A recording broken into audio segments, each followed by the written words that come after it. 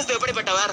சேரக்கூடாத ஒளியிலே வாசம் பண்ணவர் மாத்திரமல்ல, மனுஷரில் ஒருவரும் கண்டிராதவரும் காணக்கூடாதவருமாய் இருக்கிற தேவன், நித்தியானந்தம் உள்ள ஏக சக்கராதிபதியும் ராஜாதி ராஜாவும் கர்த்தாதி கர்த்தாவுமானவர், தேவாதி தேவனுமானவர், சாவாமை உள்ளவர், ஜீவித்திருக்கிறவர். சூரிய வெளிச்சத்தை கூட நம்முடைய சுய கண்களால் பார்க்க முடிகிறது இல்லை, அவ்வளவு பளிச்சென்று வெளிச்சம் உண்டாகிறது. தேவனோ அதை விட எத்தனை மடங்கு சொல்ல முடியாது, பயங்கரமான ஒளிமயமானவர். வானத்தில் அவருடைய சிங்காசனம் இருக்கிறது. வானம் எவ்வளவு, எத்தனை மைல், எத்தனை கோடி மைல் வானம். அந்த வானத்தில் அவருடைய சிங்காசனம் வைக்கப்பட்டிருக்கிறது.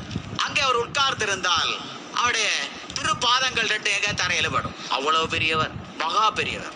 அவருடைய ரூபத்தை, யதார்த்தமான ரூபத்தை கண்டு ஒருவனும் உயிரோடு இருக்க முடியாது. மோசே கர்த்தருடைய ஊழியக்காரன் ஆண்டவரை பார்க்க விரும்பினான். ஆண்டவர் சொன்னார், நீ என்னை கண்டால் உயிரோடு நீ இருப்பதில்லை, செத்து போவாய். அப்படிப்பட்ட மகா உன்னதமான பெரிய தேவன்